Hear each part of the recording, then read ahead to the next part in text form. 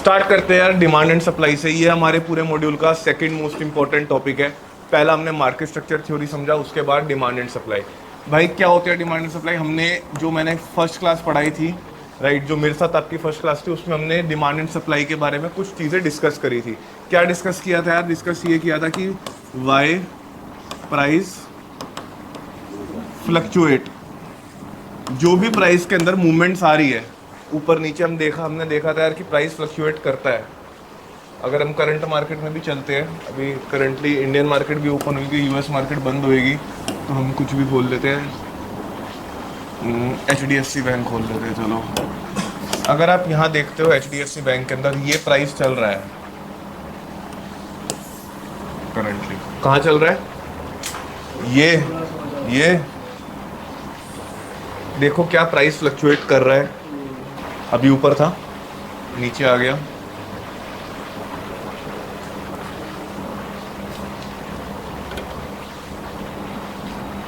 तो जो भी अभी हमने देखा, जब हमने ऑब्जर्व करना स्टार्ट किया था, प्राइस लगभग यहाँ पर था HDFC बैंक के अंदर।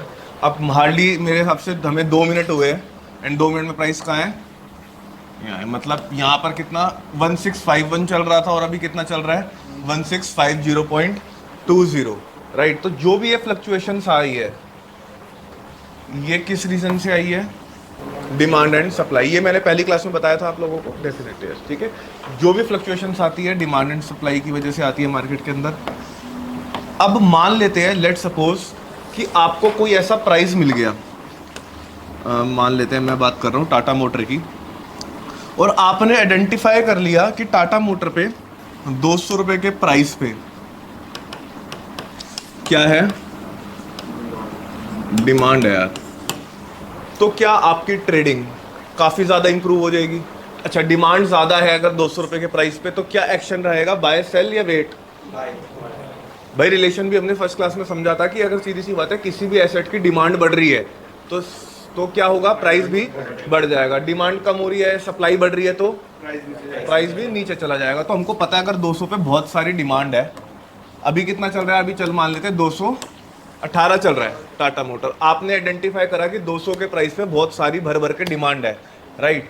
तो आप क्या बाइंग डिसीजंस ले सकते हो 200 के प्राइस पे, राइट। और वैसे ही आपको पता लगा यार कि 300 रुपये पे क्या है? बहुत सारी सप्लाई है। तो भाई एक दो काम हो सकते हैं। एक तो जो हमने 200 वाली बाय करा है, इसको 300 पे एग्जिट कर दे। सेल नहीं, एग्जिट। उसमें करोगे तो सेल ही, लेकिन लोग, आप सेल बोलोगे ना, लोगों को लगेगा हम बोल रहे हैं शॉर्ट सेल। हम यहाँ पर बाय वाली पोजीशन एग्जिट कर देंगे, यानी कि कितने का प्रॉफिट ले लेंगे पर क्वांटिटी? 100 रुपये का। अब वो अलग अलग डिसीजन है कि यहाँ पे सप्लाई है तो प्राइस यहाँ से नीचे आना चाहिए, फट गया, राइट। प्राइस यहाँ से नीचे आना चाहिए। तो यहाँ पर हम क्या कर सकते हैं? अगली आपने डिमांड आइडेंटिफाई करी, लेट सपोज इतने पे है, तो कहाँ तक शॉर्ट रखोगे? 280 तक हम शॉर्ट रख लेंगे। उसके बाद दोबारा शायद हम बाय कर लेंगे, राइट।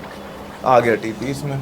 सर जैसे साइड में जो बन जाती है तो उसमें डिमांड और सप्लाई इक्वल होती है। Most of the demand supply equal रहती है। अगर मार्केट में हायर लॉस लग रहे हैं, तो आपको ये पता है मार्केट ऊपर जाएगी, राइट एंट्री ढूंढनी पड़ेगी। कि कहाँ करोगे वो भी बता रहा हूँ। अभी न्यूज़ आएगी एक फॉरेक्स के अंदर, अगेन आगे मैं आपको पढ़ाऊँगा। GBP है, GBP कहाँ की करेंसी है? कोई बताएगा मेरे को? UK की है। तो वहाँ की ना GDP डेटा आना है। अभी कितने बजे आएगा? 11:30 बजे आएगा GDP डेटा। GDP तो हम सबको पता है। वैसे मैं अगेन आपको फंडामेंटल्स में GDP पढ़ाऊँगा, क्या होती है वो तो मेरे को भी पता है। होता क्या है इसमें? इनकम थोड़ी ना हुई। इनकम तो नेशनल इनकम के नाम से जानी जाती है कि इनकम लेवल कितना है लोगों का। GDP अलग होती है। GDP हो गई total number of good purchased and sold in India, goods and services दोनों। इसमें जो आप इम्पोर्ट्स है वो काउंट नहीं करोगे, क्योंकि इम्पोर्ट से पैसा इन नहीं हुआ, आउट हुआ है। आपके फॉरेन रिजर्व्स कम होंगे, राइट। चलो अगेन GDP बाद में करेंगे हम। एक्सपोर्ट काउंट होगा। एक्सपोर्ट तो यार हम भेज रहे हैं, तो हमारे पास पैसा आ रहा है, तो वो काउंट होगा। इम्पोर्ट्स विल नॉट काउंट, जो हम इम्पोर्ट कर रहे हैं इंडिया के अंदर, राइट। और फाइनल गुड की वैल्यू गिनी जाती है GDP के अंदर। लेट्स सपोज अगर आप लकड़ी काट के बेच रहे हो, तो वो नहीं गिना जाएगा। लकड़ी से जो फर्नीचर बिकेगा वो गिना जाएगा, right. Final good. Finish good, right. तो यार अगर हमको ऐसे डिमांड एंड सप्लाई के प्राइस पॉइंट्स पता लग गए कि कहाँ पर डिमांड है एंड कहाँ पर सप्लाई है, तो हमारी ट्रेडिंग में एक बहुत बड़ा हेल्पिंग हैंड मिलेगा हमें। अब सोचो हमने market structure theory plus demand and supply zones को कंबाइन कर लिया, तो हम ऑब्वियसली एक अच्छा स्ट्रैटेजी बिल्ड कर पाएंगे फॉर आवर ट्रेडिंग परस्पेक्टिव। तो चलो एक बार स्टार्ट करते हैं। How to identify demand and supply zones, how to identify demand and supply, right. How to identify demand and supply. यार मैंने क्या ऑब्जर्व करा कि इस पॉइंट पे कौन एक्टिव हुआ है, बुल्स या बियर्स? प्राइस को यहाँ से ऊपर ले गए, ठीक है, मैंने ऑब्जर्व कर लिया। दोबारा यहाँ से नीचे आई मार्केट, यहाँ पर कौन एक्टिव हुआ गया? बियर्स हो गए क्या यहाँ पे? यहाँ पर भी बुल्स, यहाँ पर होंगे बियर्स। अभी हम बियर्स की नहीं बुल्स की बात करें। दोबारा प्राइस को ऊपर ले गए, तो मेरे को कौन कितने पॉइंट चाहिए? 2 पॉइंट ए, ये पॉइंट बी मिल गया। सेम है क्या? अप्रोक्सीमेटली सेम एरिया है। ऐसा तो नहीं हो रहा ना एक बार यहाँ से बुल्स एक्टिव हुए, दूसरी बार यहाँ से हुए, ऐसा हो रहा है क्या? नहीं, लगभग सेम एरिया है। तो मैंने क्या करा, मैंने एक रेक्टेंगुलर बॉक्स उठाया एंड पॉइंट ए को पॉइंट बी से कनेक्ट कर दिया। अभी वो मैं करके दिखाऊंगा कैसे करा। मैंने एक रेक्टेंगुलर बॉक्स लिया, पॉइंट ए को पॉइंट बी से कनेक्ट करा। मेरे पास आगे का डाटा मान लेते हैं, इससे आगे का नहीं है। मार्केट कहाँ चल रही है अभी? यहाँ पर चल रही है। मैं इसी को ही आगे ले गया। अब जब थर्ड टाइम मार्केट यहाँ आ रही है, तो मैं यहाँ से क्या एक्सपेक्ट कर सकता हूँ? यहाँ पर अगेन कौन एक्टिव होगा? बुल्स एक्टिव होंगे, जो कि प्राइस को लेके जाएंगे। अच्छा, वैसे ही सेम क्या अगर मैं देखूँ, यहाँ पर कौन हुआ एक्टिव एंड यहाँ पर point A and point B. मैंने क्या करा, एक बॉक्स उठाया, इसको पॉइंट ए को पॉइंट बी से कनेक्ट करा एंड इसी को ही आगे ले गया। तो अगेन जब मार्केट यहाँ तक, कहाँ तक यहाँ पर बाय करके कहाँ तक एक्सपेक्ट कर सकता हूँ मैं कि मार्केट जाएगी? मतलब ये वाले यहाँ तक ना, ये ऊपर वाली जोन तक। यहाँ से क्या एक्सपेक्ट करूँगा? नीचे या ऊपर? यहाँ से अगेन ऊपर। तो ये ऊपर क्या है, नीचे क्या है? मिनिमम कितने पॉइंट चाहिए थे? 2। मेरे को एक ही लगता है, मेरे को 1 पॉइंट ही चाहिए। मैं 1 पॉइंट से ही बना लूंगा। आप लोगों को कितने लगेंगे अभी? 2 पॉइंट। समझदारी मत दिखाना कि 1 पॉइंट से बनाने लग जाओ, सेंस नहीं बनेगी।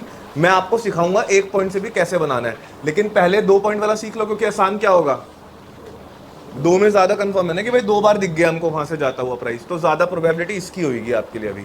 तो 2 पॉइंटर से हमने देखा एंड एक demand zone and supply zone बना ली। अच्छा, क्या कंपलसरी है कि अगर डिमांड बन रही है तो ऊपर सप्लाई बनेगी? एग्जैक्ट कंपलसरी नहीं है। तो अभी हमने अंडरस्टैंडिंग के लिए एक बना दिया। अब आपके मन में आएगा सर ये तो मोर ऑफ रेंज में हो गई, consolidation, equal highs equal lows. तो मोर ऑफ मार्केट के अंदर जो रेंज बनती है सप्लाई एंड डिमांड की, वो इक्वल हाई इक्वल लोज में ही फॉर्म होती है। अदरवाइज आपको तो सिर्फ डिमांड मिलेगी या सिर्फ सप्लाई मिलेगी। डन? कैसे बनाया, समझ आ गया? तो मतलब क्या क्या पॉइंट ट्रेडेबल थे? पॉइंट सी ट्रेडेबल था यहाँ पर। ये दोनों कर लेते क्या ट्रेड? नहीं, ये दोनों को तो रिक्वायरमेंट है ये जोन बनाने के लिए। Point C tradable and point D, same case point C and point D will tradable. Done? लिख लो इसको जो बनाना है, इससे समझ अपनी अंडरस्टैंडिंग से। हाँ, चार्ट पे ना। हाँ, definitely I will go there. भाई हम एक थ्योरी पढ़ते हैं, उसको इमीडिएट चार्ट पे जाकर मैं आपको दिखाऊंगा, और एक नहीं 10-15 एग्जांपल दिखाऊंगा, कोई प्रॉब्लम नहीं है। ऐसे लिख लेना, we need 2 points, point A and B, and we have to connect point A and B and extend those levels. ये मेरा टारगेट है। मेरा स्टॉप लॉस कितने पॉइंट्स का है गाइस? एक बार मैं चेक कर लेता हूँ, कितने % का है? 10%। चलो इसमें तो टारगेट आया ना, तो इसमें तो स्टॉप लॉस की रिक्वायर्ड ही नहीं है अपने को। यहाँ पर मैंने दोबारा बाय करा, आप समझ लो, यहाँ पर मैंने दोबारा बाय कर लिया, अगेन मैंने स्टॉप लॉस डाला, अगेन मैंने टारगेट डाला। यहाँ मेरे को कितने % का नुकसान हुआ है? 1% का। वहाँ मैंने गेन कितने का करा था? 3% का। ओवरऑल कोई प्रॉब्लम? ठीक है, पहली बात तो यहाँ बाय नहीं होएगा क्योंकि बुलिश कंफर्मेशन नहीं मिली यहाँ पर हमको। अगेन कैसे देखोगे कंफर्मेशन, वो बात करूंगा। यहाँ पर देखो यार, एटलीस्ट एक ग्रीन कैंडल तो बनी है, उसके बाद हम बाय कर लेंगे। एक भाई मैं तो पीछे का डाटा एनालाइज करके बैठा हूँ ना, ऑलरेडी होमवर्क करके बैठा हूँ। करंट डाटा की रिक्वायरमेंट ही नहीं है ना मेरे को, मैं तो पीछे का डाटा है, last day, last week, last month भी देख सकते हो, कोई प्रॉब्लम नहीं है। वैसी बात तो नहीं जाता यहाँ पर भी क्योंकि ग्रीन नहीं बना, लेकिन चलो हमारा रूल ये कहता है कि जैसे ही मेरे को नहीं करना वेट, मैं सीधा ही घुसूंगा भाई, राइट। बहुत अग्रेसिव, सुपर अग्रेसिव हूँ टुवर्ड्स द मार्केट। वैसे नहीं होना चाहिए, या तो आप अग्रेसिव हो जाओ या कंजर्वेटिव हो जाओ। ना सुपर कंजर्वेटिव होने की जरूरत है, फिर एंट्री नहीं मिलेगी, ना सुपर अग्रेसिव होने की जरूरत है, फिर उसमें स्टॉप लॉसेस ज्यादा जा सकते हैं, राइट। तो यहाँ पर सुपर अग्रेसिव बंदा घुसेगा, उसको नहीं चाहिए ग्रीन भी, उसको सीधा घुसना है, राइट। घुस जाओगे, छोटा सा स्टॉप लॉस हो जाएगा, कोई दिक्कत नहीं है। 1% गया और 3.5% आया, कोई प्रॉब्लम नहीं है उसमें। अगेन दोबारा आ जाओ भाई, वो जो रेंज बनाई थी वो कभी ना कभी तो टूटेगी ना। अगर मार्केट को ऊपर जाना है तो रेंज तो तोड़नी पड़ेगी, तो वो टूटेगी, ऐसी बात नहीं है। अगेन यहाँ पर मैंने एक चीज और ऑब्जर्व करी, एक बारी मार्केट यहाँ से ऊपर गई, राइट। नहीं, पहले बात तो एक बारी इस इधर से गई, दूसरी बार यहाँ से गई, तो मैंने क्या करा, point A and point B को मैच कर लिया। देखो पेशेंस मांगती है मार्केट, ये आपके सामने अभी ये आगे आगे ले जा रहा हूं मैं। कहां तक आई मार्केट, यहां तक आई, पहले हमारा पॉइंट पे टच नहीं हुआ, वो सीधा ऊपर जा रहा है, ठीक है। आप बैठे हो पेशेंस की तरह, पेशेंस दिखाना पड़ेगा। अगेन मार्केट के अंदर आ गया, ठीक है। अब यहाँ पर मेरा पॉइंट सी एंड डी दोनों मिल गए मेरे को। पॉइंट सी ये मिल गया था, पॉइंट डी ये मिल गया। यहाँ पर भी बाइंग कर सकते थे और यहाँ पर भी बाइंग कर सकते थे। अगेन देखो यहाँ पर टारगेट कितने बड़े मिले हैं मेरे को, यस और नो। लेकिन क्या मैं ये हाइपोथेटिकल ले लूँ? नहीं यार, अगर मैं ये भी लेके निकल जाता हूँ ना, मेरे को कोई प्रॉब्लम नहीं है। वैसे तो देखो कोशिश करेंगे हम और ले ले, मेथड्स होते हैं उसके कि कैसे आप अपने टारगेट से ऊपर भी अचीव कर सकते हो, ट्रेल करके जैसे कि, राइट। लेकिन अगर मैं ये भी ले लेता हूँ सिंपल, ये वाला टारगेट भी, जो कि पहला T1 होगा मेरा, आप ऐसे सेट कर सकते हो ना, ये T1 फिर T2, T1 मिल जाएगा तो T2 के लिए हम बैठ सकते हैं। लेकिन अभी मान लो हम T1 पे निकल गए भाई, हमारे में ज़्यादा वो नहीं था पेशेंस, हमने यहाँ पर बैठे हैं। ये कितना परसेंट है अगेन भाई, क्या दिक्कत है?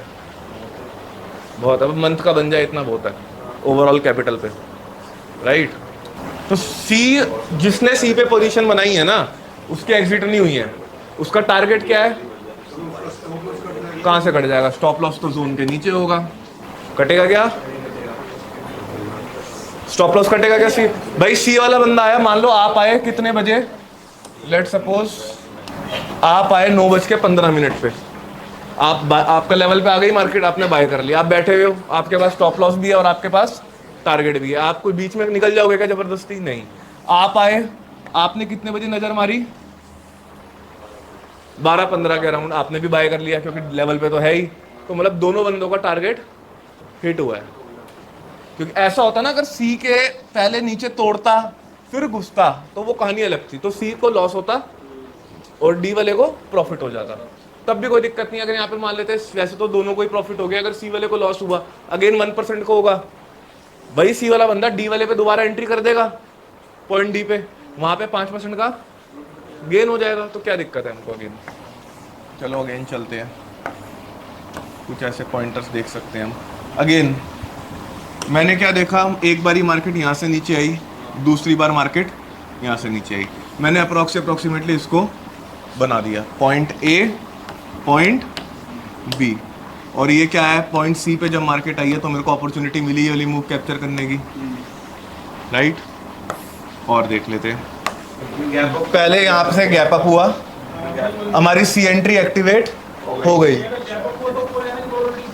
ऐसा कुछ भी नहीं है। कौन बोल रहा है? नहीं नहीं नहीं, आपके लिए रेजिस्टेंस ज्यादा काम करेगा, सप्लाई अगर है उधर तो वो नहीं जाएगा, या तो सप्लाई के ऊपर खुलता, सप्लाई से तो नीचे खुला है, हाँ उससे नीचे है ना, अब या तो यहाँ खुलता तो समझ आता, तो उसको बोलते हैं ब्रेक अवे गैप। अगेन आगे का टॉपिक है, यहाँ खुलता तो समझ आता कि प्रोबेबिलिटी क्या है ऊपर जाने की, अभी ब्रेक हो गया ना ऊपर, लेकिन ये तो ब्रेक करा ही नहीं, ये गैप अप हुआ, रेजिस्टेंस अपनी सप्लाई पे आया, सप्लाई से रिजेक्शन ली और प्राइस नीचे आया, ये टारगेट आपका 2 दिन में आया। Resistance will work, resistance will work आपके लिए। गैप अप या गैप डाउन से स्ट्रॉन्ग क्या है? रेजिस्टेंस। नीचे इमीडिएट अगर मैं यहां तक देख रहा हूं, मार्केट पहले ऊपर कहां से गई है? ऊपर, ऊपर सी से कहां गई है? नीचे की तरफ से ऊपर कहां गई है? ये पॉइंट बोल सकता हूं क्या? ये टारगेट बना लो, ठीक है जी। इमीडिएट देख लिया मैंने नीचे कहां से ऊपर गई है, स्ट्रॉन्ग मूव आई है, वो टारगेट बना लिया मैंने। डन। देखो टारगेट को दिक्कत ही नहीं है, अगर राइट एंट्री मिल जाएगी तो एग्जिट तो ले ही लोगे यार। 2% आपको पता है कि कितना, आपको बस ये पता होना चाहिए टाटा मोटर 10% नहीं देने वाला एक दिन में, ये पता होना चाहिए। कैसे पता लगेगा? कैसे पता लगा भाई आपको? आपको या आपको आपको आपने भी बोला ना टाटा मोटर दिन का 5-5% तो बहुत बड़ी कंपनी है, आपने देखा है। देखा है। आप जब मार्केट में बैठे, टाटा मोटर्स हाँ। है, हिंदुस्तान लीवर है, ये सब 2-3% से ज्यादा नहीं। 2-3 भी क्या है ना, अगर इनका एवरेज निकालोगे 1% ही आएगा। 1% अप 1% डाउन की potential, mid cap small cap जो है राइट। तो जब ये आप मार्केट में बैठोगे ना तो अपने आप पता लगने लग जाएगा कौन सा स्टॉक एवरेज कितनी मूव दिन की देता है। तो ये 1-1.5% से ऊपर नहीं देता, फिर भी हम 2 दिन के अंदर हमने अप्रोक्सीमेटली अगेन ये 5% 4% की मूव है, राइट। चलो आगे चलते हैं।